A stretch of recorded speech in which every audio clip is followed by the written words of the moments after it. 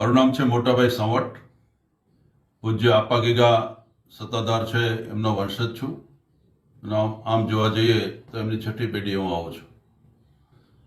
મને કેટલાક સમયથી સત્તાધાર બાબતમાં વિવાદો ઇરાદાપૂર્વક ઊભા કરવામાં આવ્યા છે.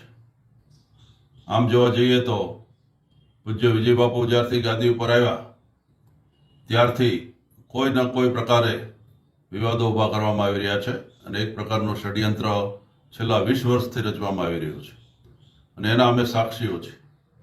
પૂજ્ય જીવરાજ બાપુ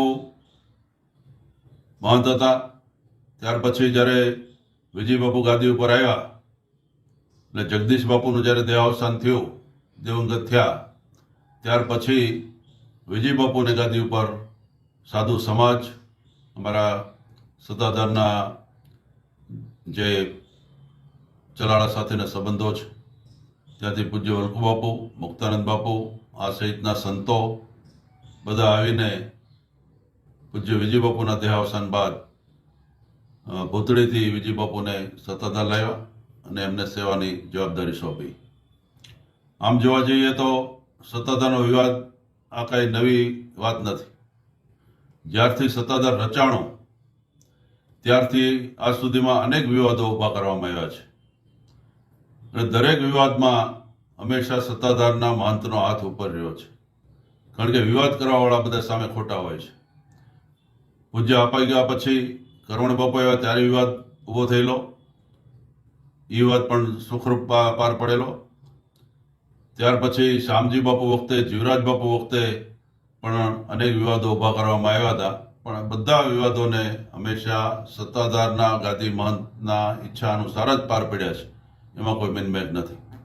સામાન્ય રીતે આવા વિવાદો થાય ત્યારે પૂજ્ય આપા ગીગાની કંઈક એવી કસોટી મહંતો ઉપર લેતા જ એવું અમે માનીએ છીએ કે જ્યારે આવી કસોટી થાય ત્યારે એના મહંત છે એ વધારે પરિપક્વ થાય અને વધારે ગાદી સારી રીતે સંભાળી શકે, સારી રીતે લોકોની સેવા કરી શકે, સારી રીતે દરેક જીવની સેવા કરી શકે. કારણ કે સત્તાધારનો મૂળ મંત્ર જીવ માત્રની સેવા આ જ રહેલો છે. હવે વાત આવી અત્યારના વિવાદ ઉપર. છેલ્લા 1-2 મહિનાથી વિવાદને એક વ્યવસ્થિત ષડયંત્રના ભાગરૂપે એને આગળ વધારવામાં આવી રહ્યો છે. અત્યાર સુધી અમે કોઈનો જવાબ આપતા નહીં, પરંતુ જ્યારે મીડિયાની સામે આ વાત આવવા માંડી ત્યારે સાચી વાત અને સાચી હકીકત રજૂ કરવી એ અમારી ફરજ છે. અત્યાર સુધી જે વાતો આવતી હતી એ યુટ્યુબમાં કોઈને કોઈ મૂકતા હતા એટલે એને અમે બહુ મહત્વ આપતા નહોતા, પણ જ્યારે મીડિયાની વાત આવે ત્યારે એનો જવાબ દેવો જરૂરી થઈ પડતો હોય છે. સત્તાધારની પરંપરા અનુસાર જે જ્યાં લોકોની સેવા કે જે કંઈ એના સેવા ધર્મો છે એ આજની તારીખે સારી રીતે બજાવવામાં આવી રહ્યા છે. પૂજ્ય વિજય બાપુ ગાદી ઉપર આવ્યા ત્યારથી અત્યાર સુધી સત્તાધારે અનેક ગણો વિકાસ કર્યો છે. ભૂતકાળમાં આવો એટલો વિકાસ ક્યારેય થયો નથી, કારણ કે ભૂતકાળમાં એવી વાત બનતી હતી કે સત્તાધારના મહંતો બધા ભોળા ભલા આ ટાઈપના આવતા હતા. હવે જ્યારે આ મહંત જ્યારે શિક્ષિત અને દીક્ષિત આવ્યા છે ત્યારે તમામ પ્રકારનો જે ખોટા ખર્ચાઓ હતા એ બંધ થઈ ગયા, ખોટા માણસો જે પૈસા લઈ જતા એ બંધ થઈ ગયા, અનેક એવા દૂષણો હતા એ બધા સાફ કર્યા અને આ બધી તકલીફો અત્યારે જે લોકોને થાય છે એ લોકો આ ષડયંત્રમાં વ્યવસ્થિત રીતે ભાગ લઈ રહ્યા છે. મુખ્ય વાત ઉપર આવીએ તો જ્યારથી વિજય બાપુ ગાદી ઉપર આવ્યા છે ત્યારથી અત્યાર સુધીમાં વિજય બાપુને સામે કોઈને કોઈ આક્ષેપો હંમેશા કરવામાં આવ્યા છે. એમને ઘણા તો એવું માને છે કે આપણે કહેશું એટલે વિજય બાપુ ગાદી ઉપરથી હટી જશે, પણ વિજય બાપુને ગાદી ઉપરથી હટાવવા માટે કોઈની તાકાત નથી. એની જે ગાદી સોંપી છે એ જ્યારે મહંત હતા એ પહેલાં એ નાગા બાવા હતા. નાગા બાવા થઈને બાજુના એક ભૂતળી આશ્રમ છે ત્યાં આવ્યા હતા આજથી 20 વર્ષ પહેલાં. 10 વર્ષ સુધી એ મહંત તરીકે સાધુ તરીકે ગિરનાર માર્યા છે. આવા એક પરિપક્વ નાગા બાવા હતા.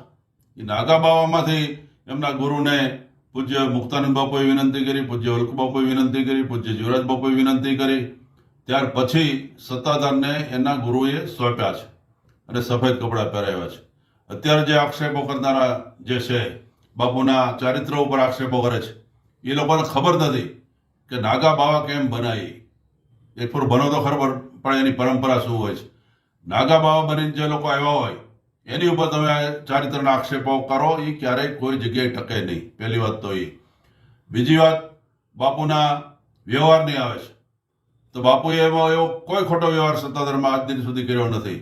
અમે એના સાક્ષીઓ છીએ. જ્યારથી સત્તાધાર રચાણો ત્યારથી મારા વંશજો સત્તાધારની સાથે સંકળાયેલા છે. હું પોતે છેલ્લા 50 વર્ષથી સત્તાધારની સાથે સંકળાયેલો છું. મેં પૂજ્ય શ્યામજી બાપુની સમાધિને પણ જ્યારે આપી ત્યારે પણ હું હાજર હતો. પૂજ્ય જીવરાજ બાપુની સમાધિ આપી ત્યારે પણ હું હાજર હતો. પૂજ્ય જગદીશ બાપુની જ્યારે સમાધિ આપી ત્યારે પણ હું હાજર હતો. વિજય બાપુ એ જે અત્યાર સુધીમાં સાફ સફાઈ કરી સત્તાધારની અંદર, એ સાફ સફાઈ થઈ એના હિસાબે લોકોને તકલીફ થાય છે. જે લોકો ત્યાં પડ્યા પાથર્યા રહેતા હતા, ખોટા ધંધા કરતા હતા, ખોટા દૂષણોને ફેલાવતા હતા, આ બધાનો કંટ્રોલ વિજય બાપુએ મેળવી લીધો છે.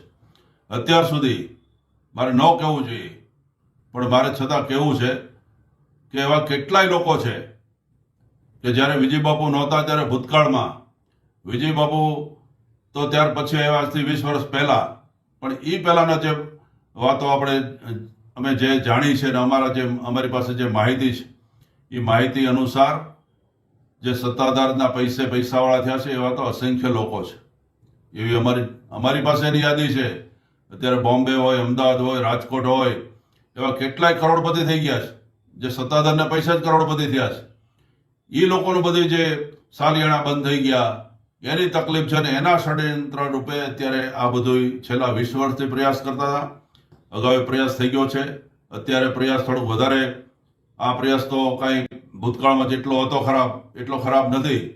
છતાં પણ જ્યારે મીડિયામાં બાપુનો સગો ભાઈ સામે આવીને વાતો એલફેલ કરતો હોય ત્યારે આપણને ચોક્કસપણે દુઃખ થાય.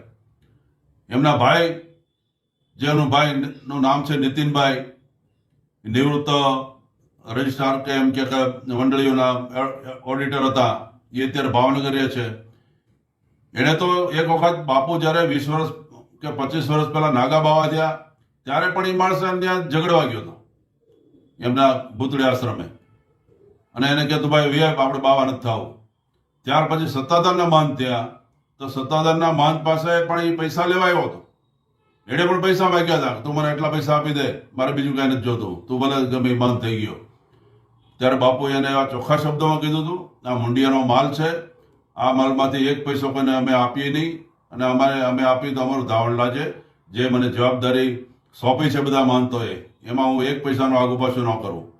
એટલે આમાં બધાને પૈસા જોઈએ છે કે અમને પૈસા આપી દો. એના લેખિત પુરાવા પણ અમારી પાસે છે. એમણે જે લેખીને બાપુને પત્રો જે લખ્યા છે એ ભાઈએ કે ભાઈ તું મને એટલા પૈસા મોકલી દે, મારું એકાઉન્ટ નંબર આ છે, આમાં તું પૈસા નખાવી દે, એ પણ અમારી પાસે આધાર પુરાવા છે. આ ષડયંત્રની પાછળ 4 થી 5 જણા છે એવી અમારી પાસે ચોક્કસ માહિતી છે.